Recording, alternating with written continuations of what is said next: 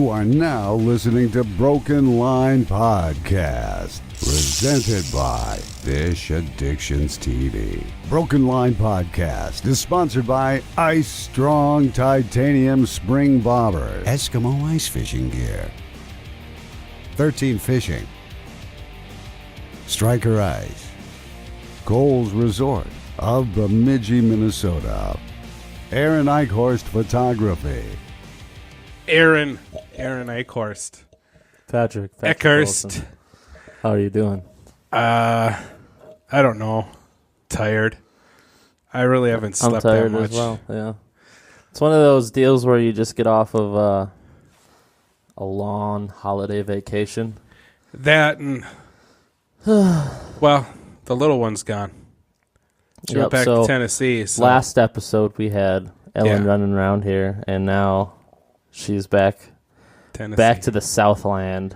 Yeah, she made it back good. She was happy to be back there with her mom for a little bit, and now it's just I gotta try to like reorganize. You know, I'm used to a certain schedule with her, and Now I'm it used to opens stepping on her Legos and. Well, you can still do that. You can still throw the Legos out there. Yeah. Build because I personally know. I don't know if anyone else knows, but you are big into Legos, and so am I. Yep. I was big into Micro Machines when I was a kid. They're the little cars. I'm Remember those? Those were my favorite thing.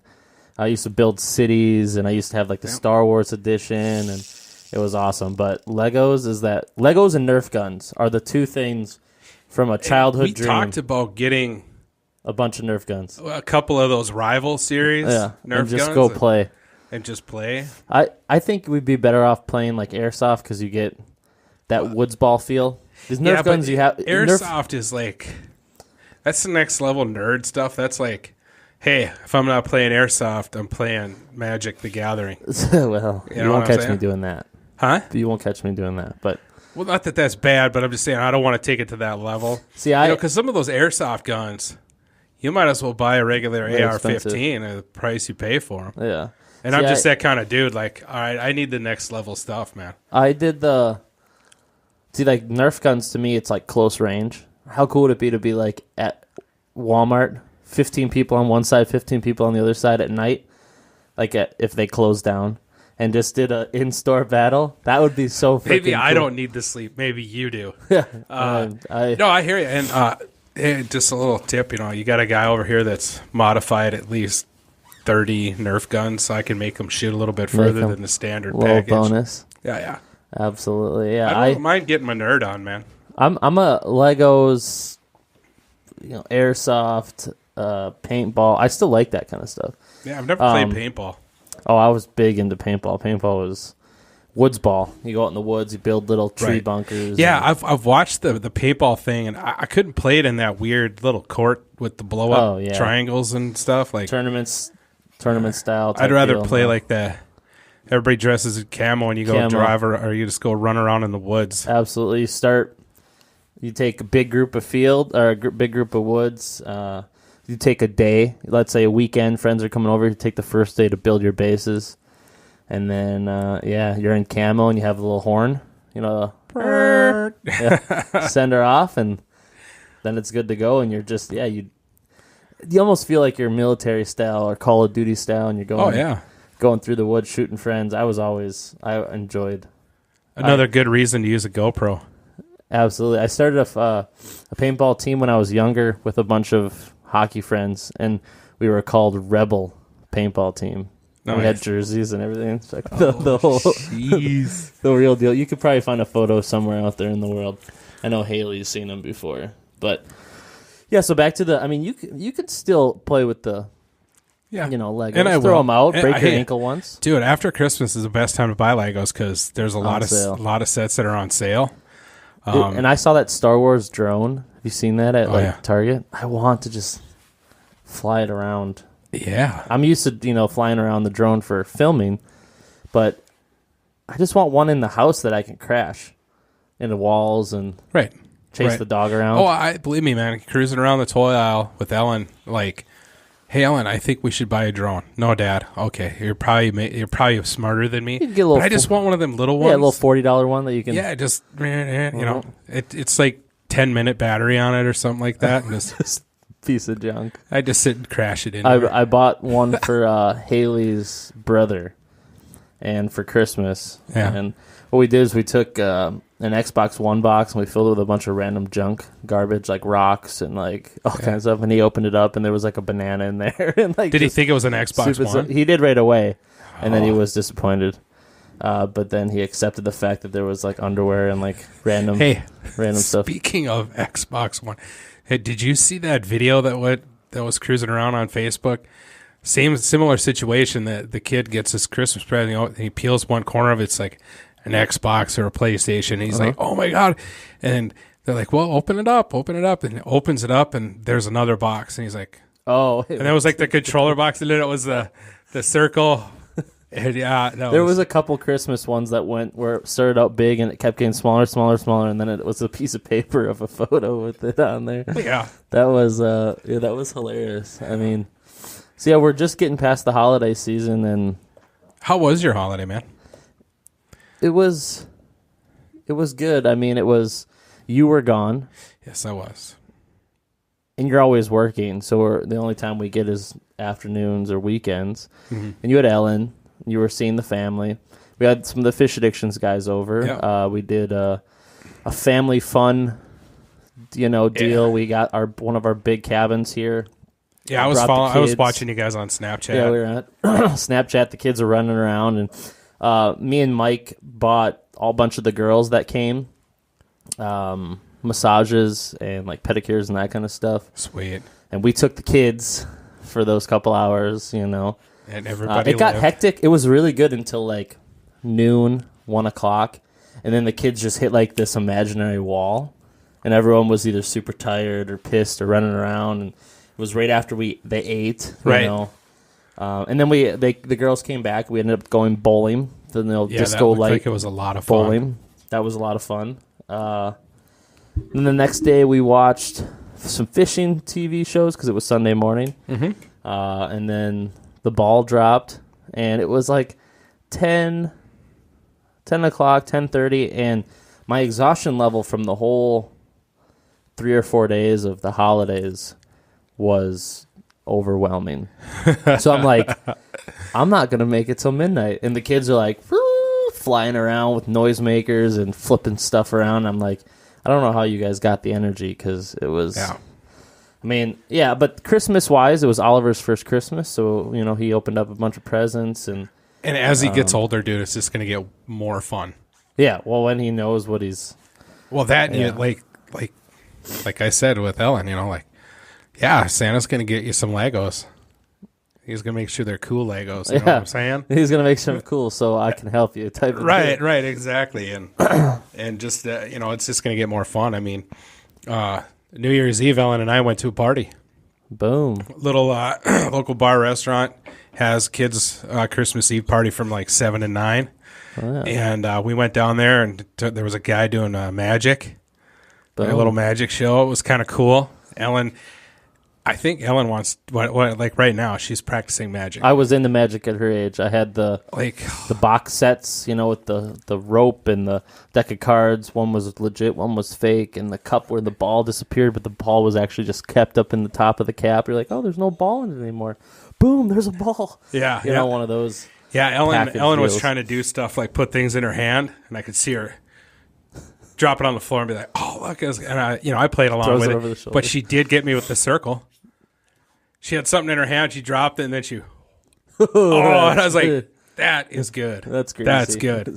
Yeah. So, she had fun, and then she got to spend a lot of time with her cousin, who currently resides in Vista, California. Vista, California. Which, hey, since we are kind of a fishing outdoors podcast, would Fish Addictions be interested in possibly catching 20-pound largemouth?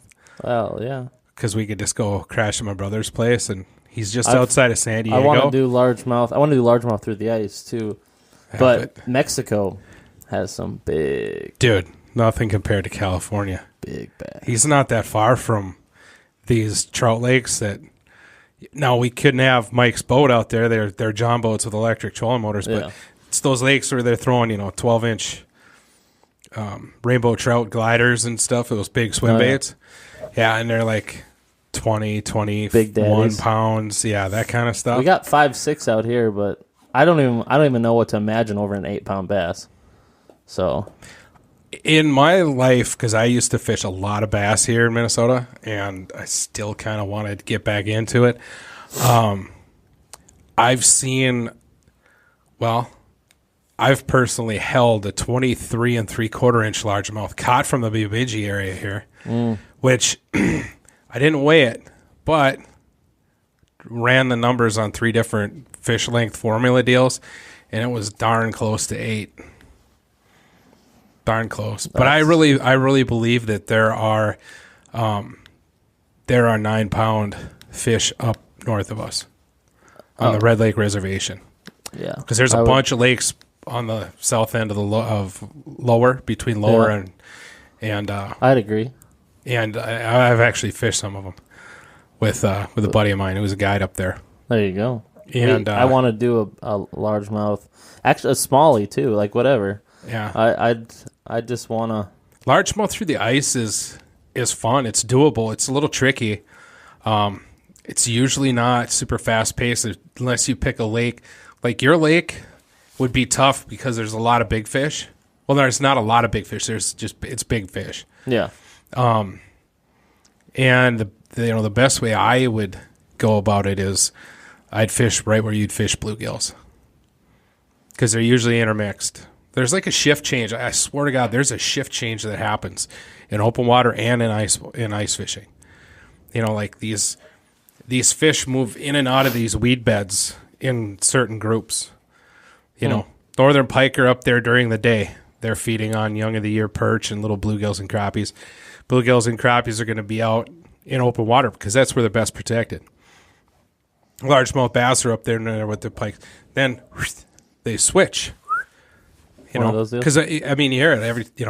Oh man, right before dark on the edge of that weed line, just hammer bluegills and crappies. It's because they're coming out from open water, roaming open water into those weed beds to feed, and their numbers are so great that the pike are just like, I'm out of here. And the bass are like, there's just too many of them. I'm out of here.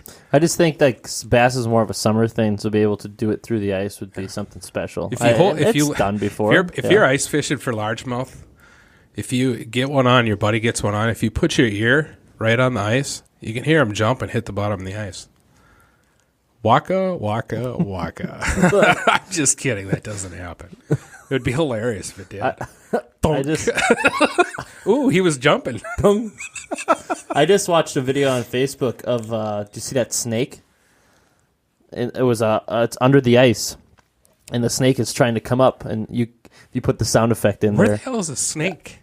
Well, like let's just say Missouri, they do get some cold fronts that push to ice, Well, I know Tallahassee just froze. and there's a bunch of the east side that has flooded waters, and they're all freezing and stuff because of that That's horrible. huge winter storm that they just had. Right. But yeah, so I don't know where this video was, somewhere where it was able to freeze at least half an inch of ice, and to the point where it slowed down the fish or the snakes. It was very lethargic because it's wintertime.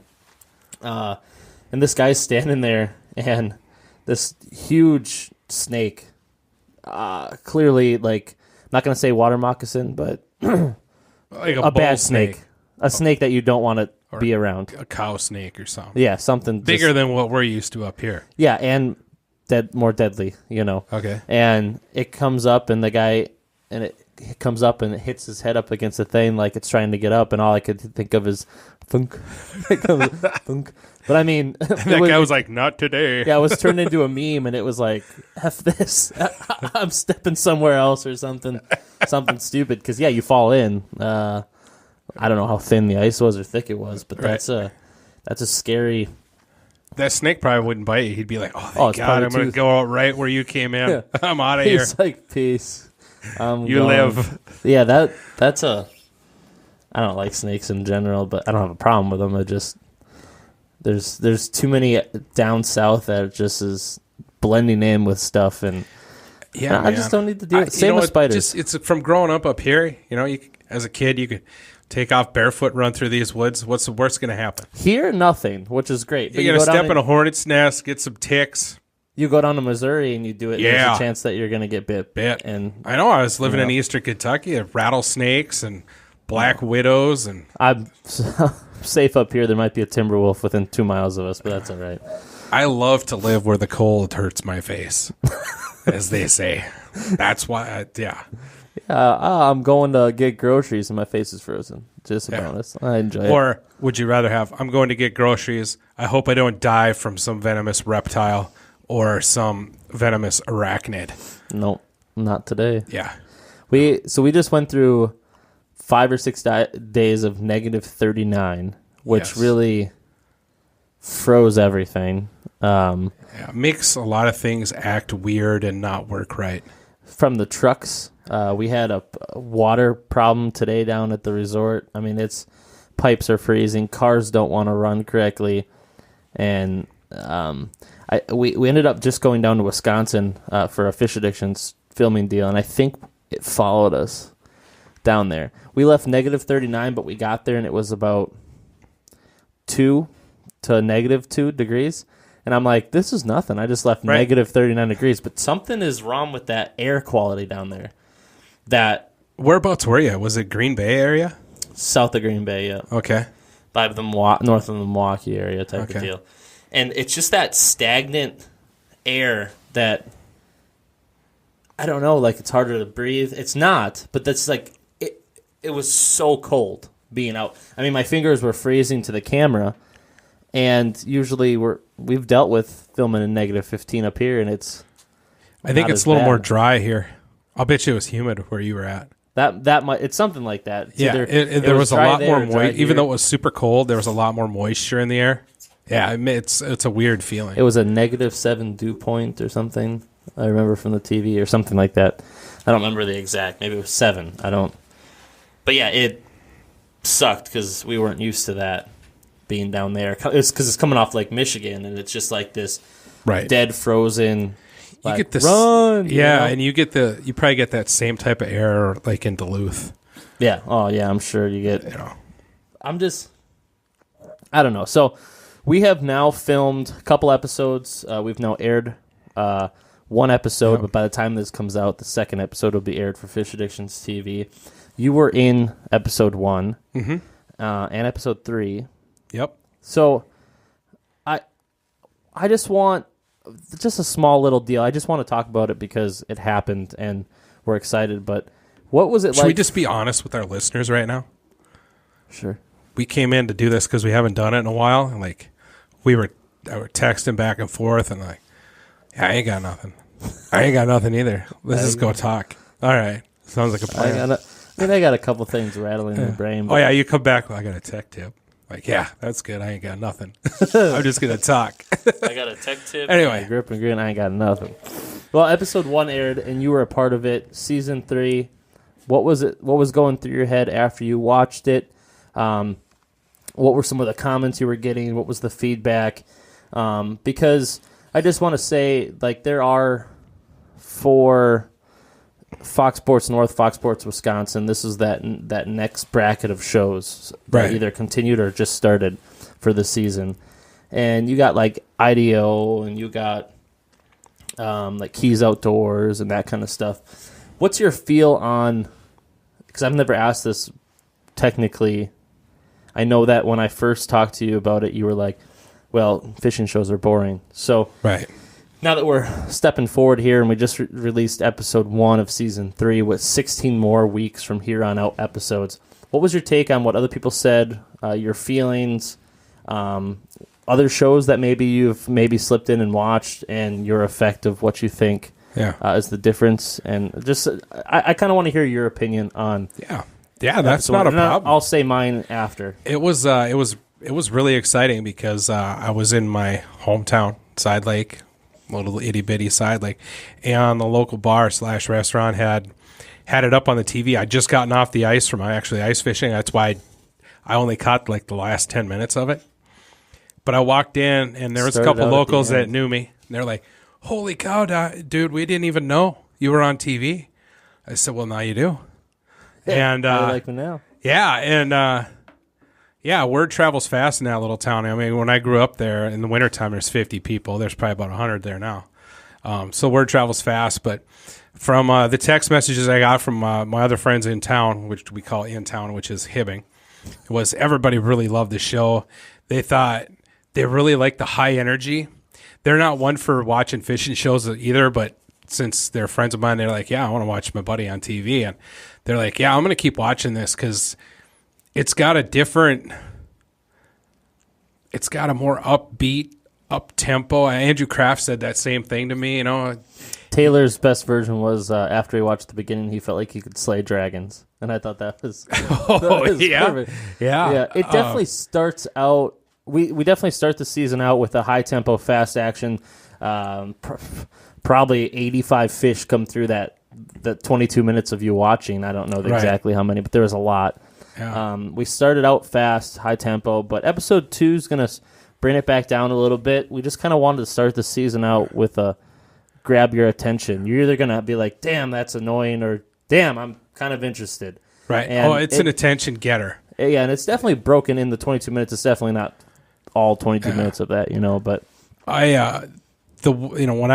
and then I came here and I watched it, on YouTube. You threw it up on the big screen for me, and the first thing I noticed was the show actually looks better than when we were actually out there. weather-wise. It Sometimes is hard to depict. I realize I can't see in 4K, dude, even with contacts. You know what I'm saying? Yeah. It just looked that stunning. And I still don't watch a lot of fishing shows. I don't know why. I just don't.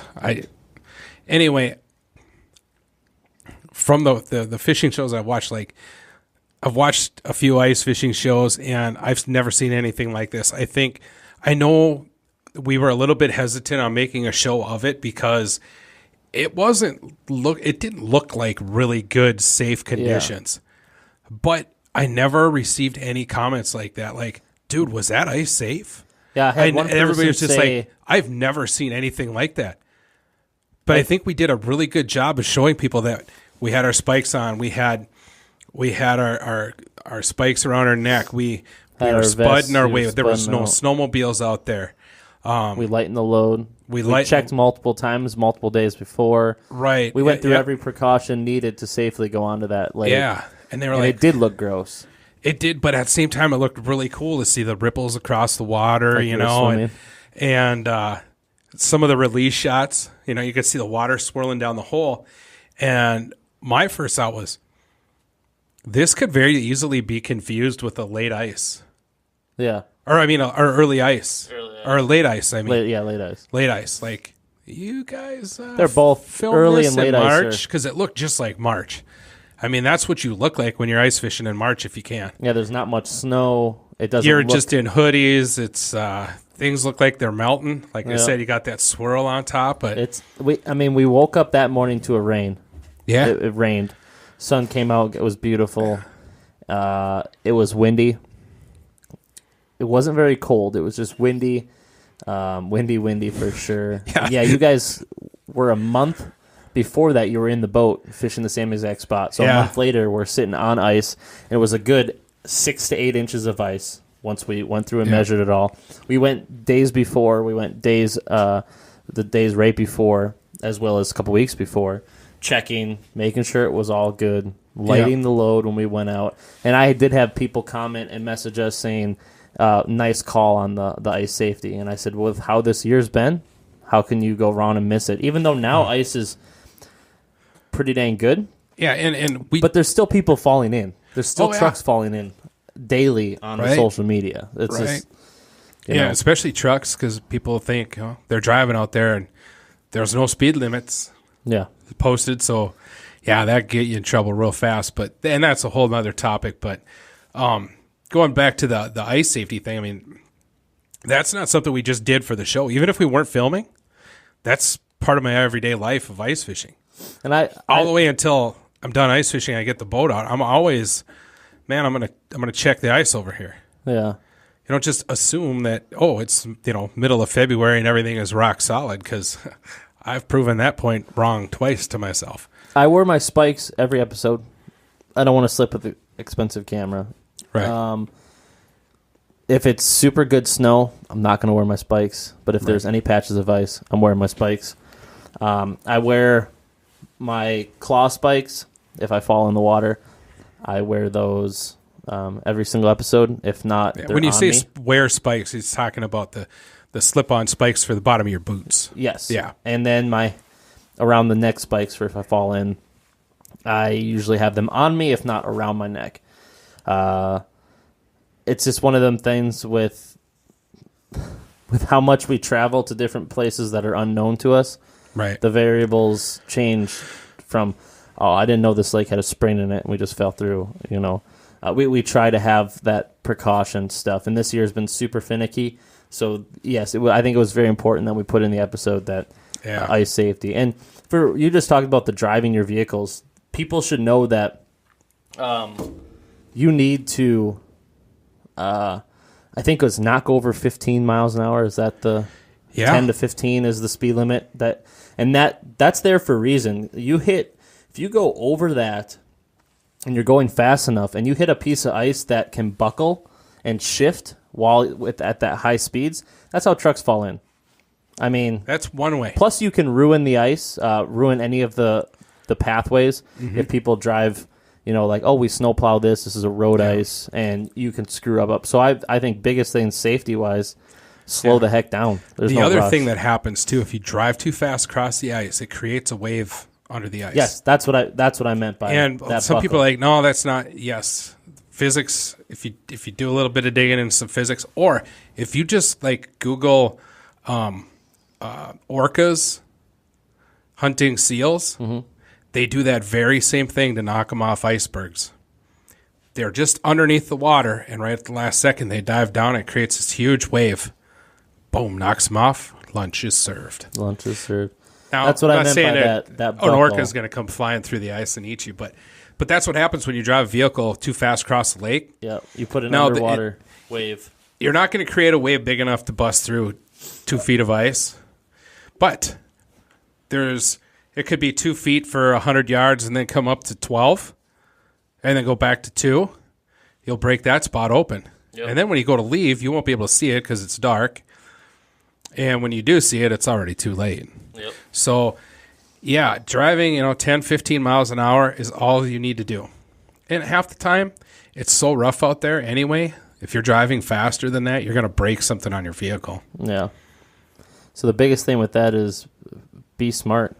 Yeah. Be smart about bringing your vehicle on the lake. And since we're talking about that, I'll just throw a couple extra safety things that I do. If I'm driving I have a little Jeep Cherokee Sport. I mean, it weighs about as much as one of these new side-by-sides do. I drive with my window down. Definitely drive with your window down. No seatbelt. No seatbelt, yep. And the door is unlocked. Mm-hmm. That front end goes through, I can bail right now. I was driving across the lake with my dad 2 weeks ago when I was bringing that glacier across. And I rolled the window down, didn't have my seatbelt on, and he goes to put his seatbelt on, and I said, one of the 3 rules of driving is you don't wear your seatbelt. Second, that's it's one kind of hassle. funny as you're not going to get hit by another car out here. So I think you're okay. I think you're okay. We're going to be able to see any trees. We'll be able to see deer for miles. For miles. Take your seatbelt off. Don't have your seatbelt on. Have your window down, because if you need to slide out the vehicle real quick, if the door can't open, you can slide out. Yep. Or if you go down fast enough, it's almost impossible to open up your door with the window up. Yep. You're trying to push that much water with that big a door. With the window in, the window down, water gets in, you can open the door. Mm-hmm. Way better. So that's the other reason for having, slipping out if you got to, or if it's already too late, hold your breath, let it go down, open the door, get out. Dip out. And then I would just jump right into my as well, since you're here, is first ice walking, spikes, the hand spikes for your shoes, hand spikes for your neck, for your body. a safe suit, no matter what kind of suit you have, that's going to be floatable. Spud bar, rope, another person, just some of the basic stuff to check in, because like we've said before, the ice is only as thick as the smallest. You're like, it's 22 feet of ice here, and then Whoa, 22 inches. 22 inches. Sorry, that's a big one. Damn. Hey, we're 22 going to need inches. some extensions here, guys. Yeah, we're gonna need Can we some get a whole crate of them? So it's 22 inches here, and 15 feet away from you, it's 12. Well, how thick is the ice? Oh, it's 22 inches. No, the thickest part of the ice is 12. Right. That's how thick it is. Don't ever take the high number on that. Be like, oh, well, there's at least 8 inches, from what I've seen for drilling. Well, it could be 4 inches, just 2 feet to the left of you, and then that would be the determination of that. It's at least one. It's a big body that needs to get on the ice. I don't ever want to think of the falling in thing. So back to the episode. That's one of the reasons why we put that in there for episode 1. But we got a lot of crappies. We had a lot of fun. We had a lot of good feedback from our Snapchat to our Facebook to comments to everything like that. And I think it was a great way to start out season 1. If you haven't watched it, it's on YouTube. Yep. Fish Addictions TV. And there's also on Facebook, which the giveaway might be done by the time this comes out, but there is a giveaway. I think it's a rocket auger. An F1. F1. Same one that I have. It's awesome. On the Fish Addictions Facebook, you just have to do a few things to get into that drawing. But don't forget, throughout the whole season for Fish Addictions, vlogs for the episode usually come out like Tuesday before episode airs.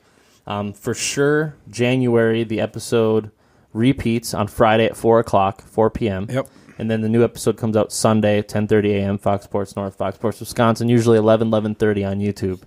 And then on Facebook shortly after that. Right. But yeah, you also are in episode 3.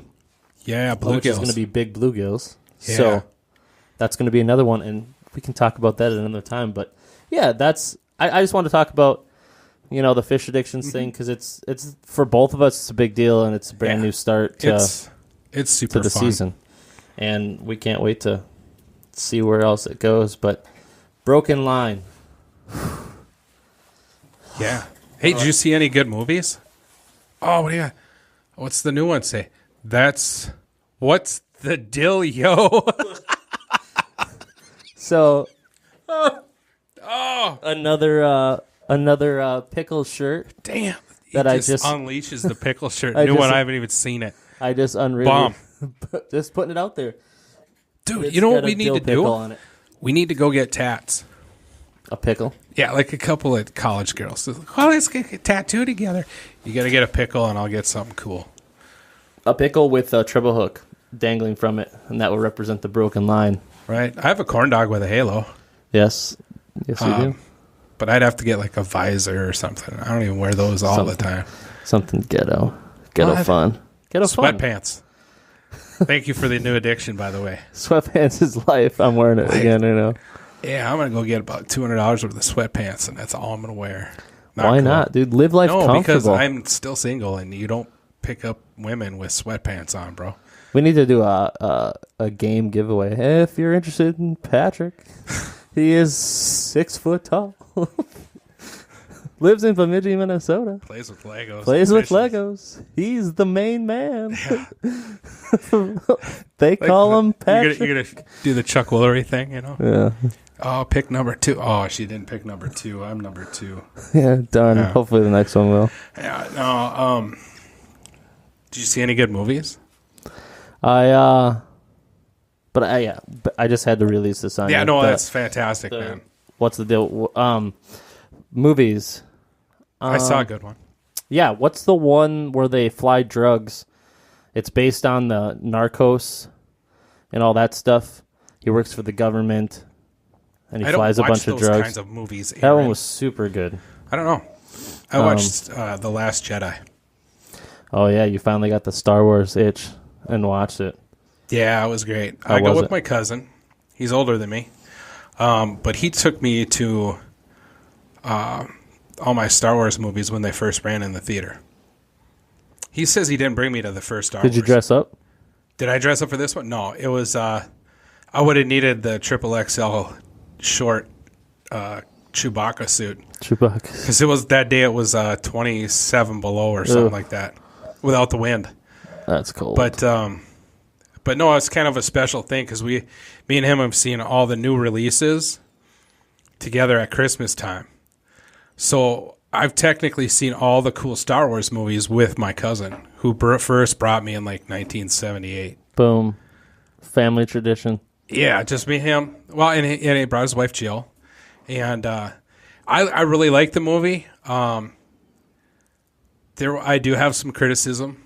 Typical Star Wars fan. Well, there's just too much going on. There's like four for sure, like sub stories or stories that are happening that are all kind of connected. But it's like 7 minutes of this, boom, 7 minutes of this, 7 minutes of that. 10, 10, 10, 10, 7, 7, like, oh, I'm starting to lose track, you know. Yeah, and then I don't know if I like that. There's a Princess Leia scene that I was like, that's covered in cheese whiz. I don't like it. It's covered in cheese whiz. Cheese whiz, it's just cheesy. Like, come on, man. Don't like that. Well, I'm going to have to watch it. I still haven't watched it yet. The saga continues. Now, And there's around for the sure going to nerd. be another one, they say. What? Oh, they're going to keep making them. Disney owns it. Disney makes their own money, so they're just going to keep making them. Unreal. Chatter around the nerd campfire is the next. They're going to start releasing these. I want to call them like character movies. I've been reading that the first character movie that's going to be released is going to be a movie about Yoda. Ooh. I've also read Boba Fett, and I've also read Han Solo. I'm all right with all three, to be honest. I'm most curious with the Fett Man. Bubba? Oh, yeah. He's like one of the most popular Star Wars characters, but he has 2 lines and a nod in the whole series. Yeah.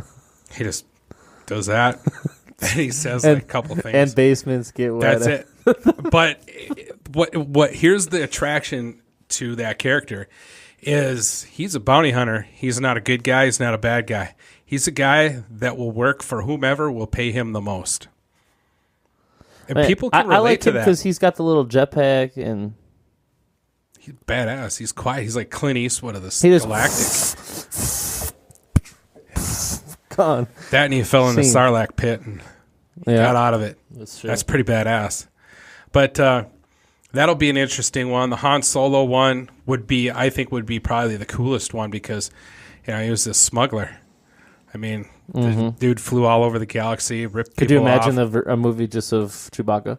Just every They tried every, that 2 minutes. back in the mid '80s. They did a made for TV movie about Chewbacca. They have subtitles that come up. No, they actually talked, but yeah. Yeah, Pretty so it has Tom Cruise in it. It's called American Made. Oh, That's that's the one where they fly. It was based on true story Yeah. of drug smuggling.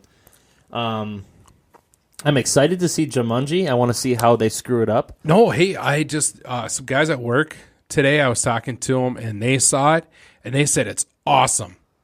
I was like, "Is it a remake?" They're like, "No, it's not a remake. They find the book again, or the game." Yeah. And I'm like, interesting. Oh, they said that it's actually really cool. And I was like, really, They man? threw like some comedy guys in there, and Yeah, dude, Jack Black. I think he's in there. I just hope they don't. Yeah, he is. And I think The Rock's in there. Rock. I just don't want it to be one of those movies, where it's like they took Jumanji and then they altered it into that new path of Jumanji. They find the book again, but it's kind of like Yeah, it's a mix of like Baywatch and the new Baywatch movie that came out. Like they took a series of Baywatch and they turned it into this new 2017 funny comedy. Right. They brought Zac Efron into it with his shirt off. Like instead of just making it, I don't know. Jumanji was awesome. The first one with Robin Williams. Yeah. So Yeah. Back in the day. So if they do it, I just don't want them to put that flair of it's another like Expendables type movie. You know what I'm saying? Right. I Yeah, don't or want just it to be some that. like, oh, we just made it better type movie. Yeah, I hear what you're saying. I've heard nothing but good things. I did see The Kingsman, the new one, The Golden Circle. If Okay. you haven't seen The Kingsman, it's about England spies Yeah. that bring this kid in, and it's an intelligence agency, and it's got comedy and action. It's really good. And they just released a new one where they came to America, and so I watched that the other day, and that was. I've just learned good. something. You watch really adult movies compared to me. I watched Star Wars and finally got caught up with the Lego movie series with the I've watched a few of the Lego ones. Ninjago. I was just gonna say that I watched Trolls Holiday over Was the break, lame. and it was bad. It was lame. Anyone who has kids out there, I know your kids are gonna love it because all the kids. Ellen was all jacked up, and then it was like, Dad, did you stop the movie? I'm like, no, that's it. Yeah, She's like, 22 minutes, I Right. believe, is what it is. Like, what? It's like, of course, there is a new Trolls coming out in 2018, Yeah. but this was a holiday special, and all the kids loved it during New Year's, but I didn't like it. I actually watched it this morning again because Oliver, Right. throw it on there.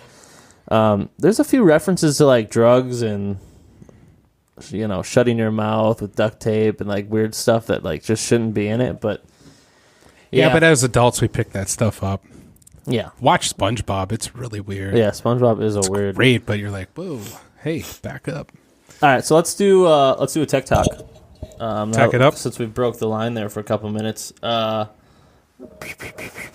He's staring at the GoPro. Yeah, I check time once in a while. The crappie coffin is the one of the 6 I have that I've been wanting to do. I think it's interesting because it's a device that we all have that problem of the fish getting loose right at the edge of the hole, Popping off, yeah. type of deal. Jig coming So out. this is a crappie coffin. I don't know the exact length of how long it is, and I don't know how it would work if you're fishing 2 inches of water, 4 inches of water, because if it goes down 2 feet, you have to get the fish up, or you just don't use it at that point. I don't really 100% know, but the crappie coffin is the first and only ice fishing net made with a strong galvanized steel. Oh, I aluminum seen these coupled with guys a at the heavy- St. Paul show. They were right across from me, and I was working in the Reed's booth for Eskimo. They were right across from me. Two old dudes that invented There this. there was. I don't know if that was the same one. That's yeah. It's very There, maybe it was. I don't remember, but Okay. yeah, it was a trap door Yeah, you just step on it with your foot. that folded up. So this is a little different. That other one, you screw into the ice and then a trap door. Okay. So this one is like a basket. Oh, That's okay. like 2 feet, 1.5 feet, whatever it is, and it's got I think rubber gills, so the fish comes up, But it and then can't go down. Can't get down. Interesting. I don't know. I've never used it, but I did see it in the show. I know this specific one was up in the top level. right. So there is another version, which is very similar, but it's made of a plastic rubber composite, sure to give years of quality and performance. So I picked it because I thought it was cool because how many fish have you ever lost at the hole? This Yeah. is like a cool device that fits in. I believe they have a 10-inch and an 8-inch or a 6 and a 10. I wouldn't imagine you need that 6. for a 6-inch. 6 and a 10. I think. That's why a lot of panfish guys are fishing with 6-inch because, 10-inch bluegill can't turn around. Yeah. 12-inch Right, once crappie it's- can't turn around. Once it's up, it's And fish can't swim backwards when Yeah. they're vertical like that. yeah, exactly. That's when you But- reach in. Yeah, I think Pull it's it kind of cool. At the same time, man, I've lost some really once in a lifetime kind of fish that way. But at the same time, it's like I just started fishing like open water with a net because I was kind of a purist. Like I got to be able to get it with my hands. Yeah, I can see that. Yeah, I've done some crazy things to get some big fish up though.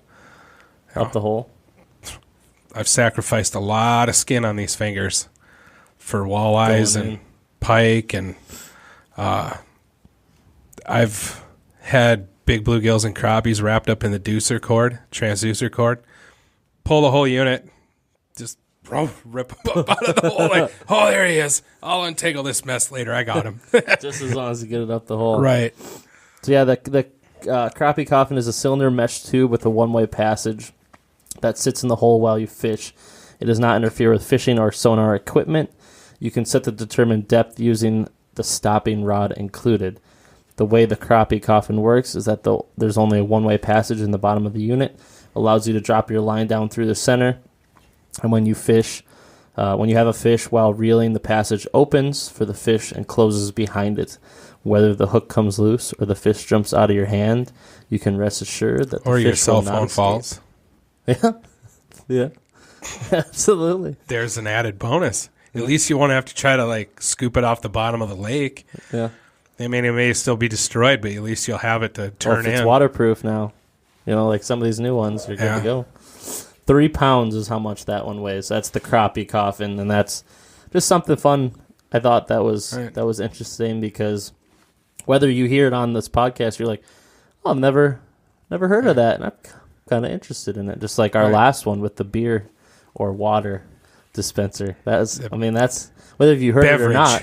Beverage. Beverage dispenser, yeah. Yeah. Drinking beer and ice fishing, it doesn't work. It's a good way to get frozen fingers. Absolutely. Hint, hint. I've just been sick of the cold, man. It was 30 Yeah. degrees though today. Yeah. Hey, speaking of products, our friends at Ice Strong Titanium Spring Bobbers Oh, yes. are setting up a deal for our listeners. Yes, and they're setting it up this week. As soon as we So- release this video or this podcast. There's a coupon code called BPH20. BPL. No, BLP. It should be BLP 20. Okay.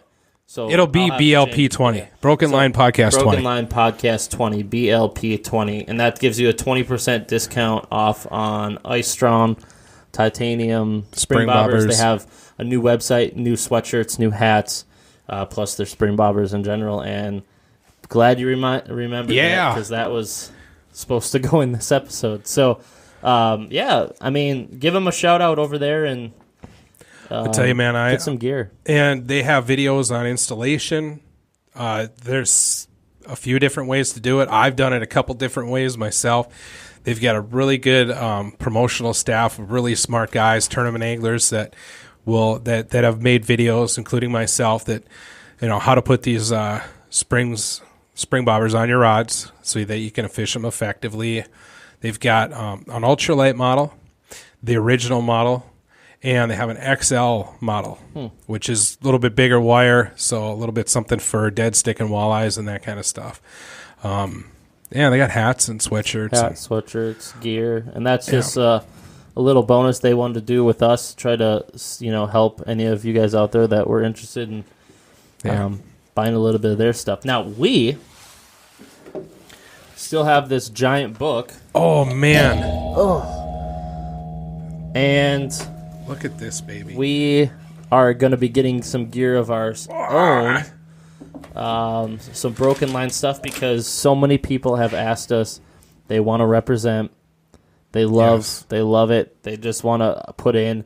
They just want free shirts. No, I'm just kidding. We'll Well, probably do that for sure. The good thing with us is that if people who have been following us, since day one, have known that we've given away a lot of product and a lot of stuff, from signed prints to tackle to batteries to all kinds of stuff. Nobody's And- asked for our autographs signed on anything yet. Yeah, I know. What the heck kind of Everybody wants everybody else's stuff, but I guess we give them the best that we could with this Yes, podcast.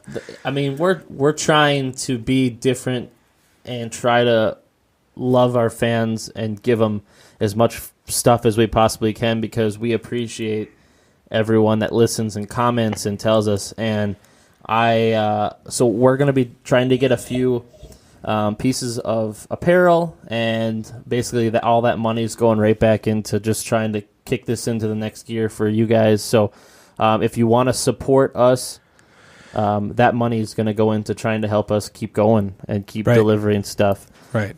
So we appreciate that, and we'll let you guys know when that's fully up and running. But guess what? We'll have some apparel by the end of this month. End of the year. No, end of this month. I forgot to tell you. I talked to my screen printing.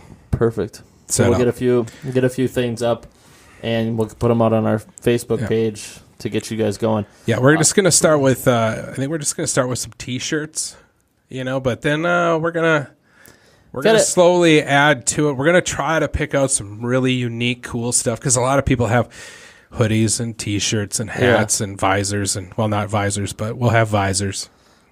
I want to come out with a couple fun things. But yeah, man, I worked in this industry in the screen printing and stuff for a long time, for 5 years. There's a lot of cool stuff, Aaron. It's a thick book. Oh, I'm not even talking about this. We can get, dude, check this out. We can get chocolate bars with our logo on them. From And where? they're not that much. Not just the wrapper. I'm talking like you open it up, instead of it saying Hershey, it says Broken Line Podcast. From where? Online? There's places, yeah. What are we waiting for? Dude. All right. On Facebook, comment, and share. For sure, if not comment, if you want a chocolate bar with Broken Line Podcast. I mean, we're over 2,000 now. Thank you very much. Yep, we've broke over 2,000. That's awesome. I love every one of you. Yeah. We broke over 2,000. It went quick. We had we're sitting at that 1,900 mark, and then boom, it shot up another 150. I was watching quick. it close, and we sat at 1995 for. It seemed like forever. It was quite a few days. And then one day, just another 50. Boom. Yeah. So, I think our next goal would be the 3,000 mark. Yeah. And I'd like to see that. I think we could maybe do it by June 1. Well, it's 1,000 people. 6 months. Got to keep getting it out there. The Broken Line Podcast we've had on the new episode of Fish Addictions TV. There's a little tagger on there, YouTube and Facebook. Yep. So that's out there. We officially have hit our definition of worldwide, though. That's we what have you had were saying. well I want to over hear 5 more about this, man. Well over 5 people have told us that they listen to us in a foreign country. Now, Okay. that's not only just people taking a vacation, because we've had a couple people go into a foreign island, on vacation. Yeah. We've had military people listen to us, but we have these aren't vacationers. yes. So we've had some military people Yeah. that have. Love So you yeah, guys. these aren't just all vacationers. So that is awesome. So we've had well over 5 people, and that's not a lot, but come on. With where we started, we're in northern Minnesota. Well over 5 people are outside of this country. Canada is really easy. We have a decent amount coming up from the Canada area. So I'm not really counting that. No, in northern Minnesota, you never really count Canada as anything really, just other than they're our neighbors. Yeah. Like, you don't want You to. ever been to a foreign country? Oh yeah, like a million times. Yeah, like a million times. It's only an hour and a half from me. I'm trying to think. Where are these majestic places? I'm just going to try and find the last one. Oh, so this comes down to that shout out that we were going to do for. Okay, I butcher names constantly, but this guy's name is Sam Pogel. Poegel. Is that right? Pogel? Yeah, Pogel. Sam Pogel. Sure. So he contacted us and he said, "Hey guys, I'm a big fan, and I have my cousin over in South Korea serving our country, listening to the Broken Line podcast. Woo! He Yeah. absolutely loves to fish and has actually caught some bass over there. I was wondering if you could slip in a shout out to Jonathan. Man, this is he even put the parentheses. Jonathan Geisenhoff. Geisenhoff. So hopefully I nailed that. Hey, because you yeah. Okay. Geisenhoff from South Korea. I think you sent me a picture. He messaged this other guy that I'm talking to, Sam, and he said, "Just wanted to wish you a happy holidays and let you know I'm really enjoying those Broken Line podcasts." Like how he even sent me like the pictures, on the Facebook, just to prove, be like, "Hey guys, he really does listen." Sam, which is awesome. And there's also a couple little pictures of fish he's caught. Sam, you are rock solid, brother. Yep, and rock solid. Shout out to John Geisenhoff. That hopefully I'm nailing it. Now, but is he the gentleman in South Korea? Yes, Jonathan Geisenhoff is the guy from South Korea, and his cousin is Sam. Okay, here's what I want to do. When we get a shirt, we got to get a shirt to John in South Korea. But there's going to be a part 2 to this, okay? Like I said, I'm really fish nerdy. He's not that far. From North Korea. Bum, bum, bum, bum, bum. No. True.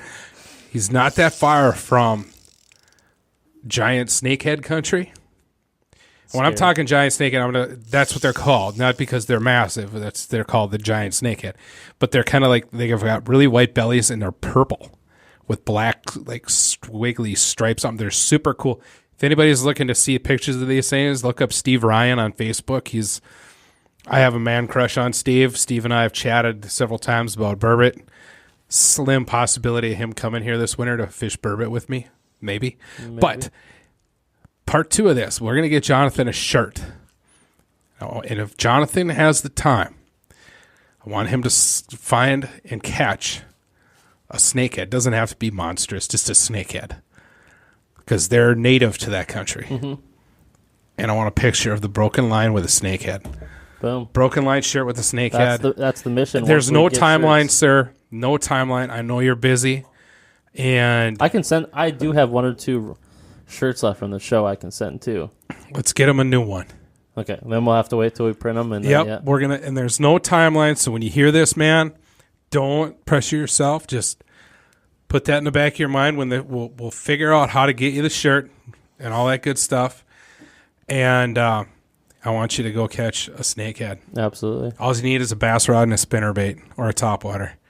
Thank you for all of the That's awesome, man. Serving the country, and thank you to all the people out there that do serve the country, that is fellow outdoorsmen or fishermen that listen to us. And if you have friends that love the outdoors or ice fishing or hunting, let them know about the Broken Line podcast.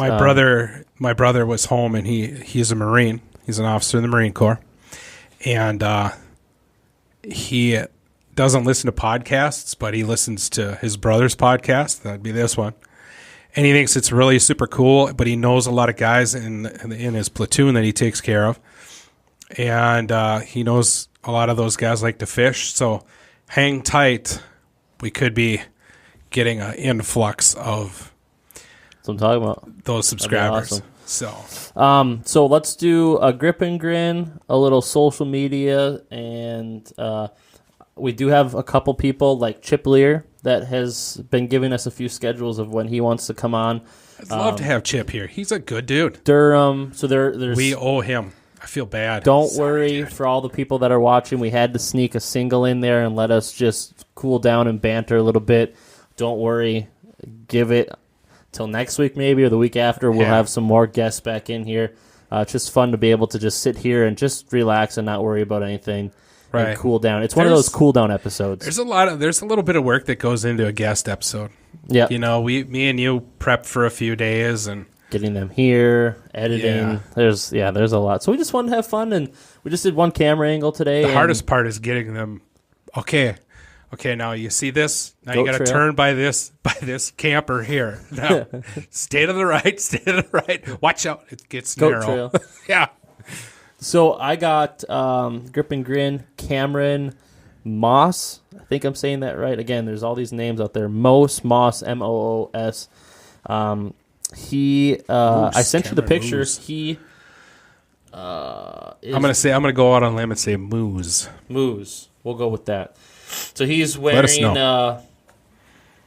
I think he's from the Baudette area, if I'm not mistaken. But he's got a nice northern, and this is just a classic 26-inch walleye. It's not his personal best in the end, but it's just cool because this is just a pure definition of if people want to send grip and grins, it doesn't have to be anything special. It doesn't have to be a 32. It doesn't have to be a crocodile type deal. It can be I've never met a fish that never made me smile. So there you go. So take in consideration that and send us some grip and grins. We still have people have sent them to us, and we still have a bunch of grip and grins that we'll eventually do. But don't hesitate to send us no matter what kind of catch you got. Yeah. So what's the story? Did he send us a little story? Yeah, so he says, "Hey guys, I began my love for walleye fishing just a few years ago when I moved to." Now, I say it's starting out as a nightmare. Just kidding. Baudette, Minnesota, but Cameron. according to Andrew Kraft, you got to say it how Baudette people say it. This brought me to want to experience guiding the big lake. This particular day was New Year's Eve, 2016, 2017. So almost a year ago. All right. This past year. I decided I was going to venture out on the Rainy River. I told myself I wasn't going home without a big catch. I fished for about 4 hours, catching a few good-sized eaters and a few small throwbacks on the spot we perched up on. This sounds like us in Lake of the Woods 2 weeks ago. Just tons of eater fish. Right. And that's the best part about Lake of the Woods to me is the eater fish, because you can go there and there's a chance to get a big one, but there's also a bunch of saugers and walleyes that are great to fry up. He said, we decided it was time to pack up and head in to get ready for some New Year's fun. During the pack up, I watched my rod tip bounce 3 times and then just hunched over. After a few moments, I knew my wish could be. I reeled in this beautiful, beautiful end of 2016 26-inch walleye. It's not my personal best, but it is a memory I will keep forever. And that's a picture of nice 26-inch walleye. Dude. And it's a nice fish it's a anyway. beautiful, beautiful walleye. You know, one of the things that we find with, Mike with Fish Addictions is he can't hit that 30. Oh, I know a lot of guys. 29 and 3 quarters. Yeah, 20 and 3 quarters. I'm like that with the 15-inch crappie. It's 14 and 7/8. It's crazy how there's this imaginary borderline that stops a lot of those things. What's your biggest fish in general? Is it an eel pout? Is it rock bass? Oh, it's a sturgeon. Sturgeon. Okay. Yeah. Well, let's take the sturgeon out of consideration. Okay. Let's go normal fish like walleye. But I would ask you what's your biggest walleye, but you're not the biggest walleye fisherman. No, but so I just opened it up. My biggest walleye, actually, I will just break it down a little bit. My biggest walleye was 31 and a half. 31 and a half, Yes. so you broke the 30. It was kind of a 4-pound test. I was fishing for walleyes. It's a lake between here and my hometown. I had a 16th-ounce jig and a half a crawler, and I was catching some eater walleyes on this one lake that I'm really good at fishing, and I know how to catch the walleyes there. And I got a 31 and a half inch fish. I released it. Do you have a photo? No photo. Oh, it's one of those. It's one of those. It was one of those evenings. I was 17. I was like, I'm just gonna go up to this lake, and I'm gonna catch some walleyes. And my dad's like, bring them back. I was like, yeah, we're gonna have walleyes for breakfast, buddy. And it was a Friday night. It was a Friday afternoon. I said, we'll have walleyes Saturday morning, guaranteed. So all right, I'll see it when I believe it. I came back with 6 walleyes and a story. 31 and a half. Jeez Louise. Crappie, 14 and 7/8 because I'm a stickler. I have 11 and 5/8 inch bluegill on my wall. My biggest largemouth is 22 and 3/4. It's good that you got these all memorized because I don't have any of mine memorized. Well, and we've all heard the story of my rock bass. Yeah. Another one of my one that makes me smile the most is a 19 and a half inch bullhead, intentionally caught, targeted fish. Yeah. Got a 32 inch dogfish under my belt, 29 inch sheep's head. 32-inch dogfish. That would be a decent. I caught size that. This was a cool story. Got sick of ice fishing. Me and my buddy Sean Sean had this little boat with a little 10 horse on it. He's like, let's go open water fishing. And it's February. I said, yeah, let's do it. It's February. Yeah, it was like the middle or towards the end of February. First part of March, everything was frozen. We went over to the Minnesota Power warm water discharge. Oh yeah, you know that spot. Yep. And we found a pile of bowfin, aka dogfish. Sean was like, we got to get out of here. I said, we aren't going anywhere, bud. This is the only thing that's biting, and these things are fun, and they're cool fish, very prehistoric. And, I got a 32-incher. That's a nice fish, man. Yeah. Nice fish. I think my biggest smallmouth's like 4 pounds, something like that. Same lake that I got my big walleye out of. I've caught muskie. Just around that 50, 52-inch mark out of a canoe. Out of a canoe. Yeah, on the Big Fork River. That's a good day of fishing right there. Yeah. That's for sure. I'm trying to think if there's anything else. I don't know. My favorite memory was, well, bow fishing, but bow fishing down in the ocean for sharks. Dude, I've seen the videos and I've seen the pictures. That was awesome. But I like going for them unique, crazy stuff. You know, I don't know, just that weird stuff that's not everyday stuff. Yeah. And that's fun, like the bullheads and that kind of thing. But besides that, social media-wise, don't forget to like, share, comment, subscribe. Look for that Broken Line Podcast 20 for the titanium ice rod deal. I mean, we're growing. We're trying to get as much as we can out there episode-wise. We're trying to put out still weekly stuff, Stitcher, YouTube, Facebook, SoundCloud, iTunes, Google Play, the whole works. And right. It's the feedback we've got is good, and we're just going to keep rolling. We just had an influx of, 2 or 3 different guests. We need to have a little break, come in here and just release our relaxation and just jabber about stuff. Thank you for the grip and grins. Keep sending them, and we'll have next week will be another one. Yeah, I kind of like these. Nothing written down on the iPad. Just kind of relax. It's fun to do these once in a while. And I want to give a big thank you to Aaron. Aaron fields 95% of all your guys' messages to the Broken Line because I'm at work. Because I'm working. And I get caught on my cell phone at work. I get a little slap on the hand, Slap on the old wrist. A little bit of, hey, I need to talk to you about yourself. I'm like, dude, all right. Just trying to run stuff. So I don't have a chance to, by the time I get home from work, I work 10-hour days. Time I get home, I'm like, oh, Aaron's answered that one. I'll throw a thumbs up on that. Sometimes I save a couple for you. Yeah, you should. I think there's a couple right now, actually. Okay. Up there. So big props to Aaron for fielding a lot of the work. Now I have a lot of free times in the evening. There's 3 of them for you. I'll take care of them tonight. There's 3 of them for you. I'm going to start signing my name off at the end. Patrick. Yeah. Olsen. Yeah. So sure. Thank you, Aaron, for that. Hey, this is all a team stuff. 80% of those are nothing to rush to anyways. They're just thanks for the submission. Yeah, but for the giveaway. Man, Facebook puts a lot of pressure on you. Hey, I know. You better answer this guy to keep up your response rate. Yeah, don't respond in 20 minutes. They'll your response rate goes down. Yeah, it's like burn your phone. All he did was respond with an okay after I said something. Right.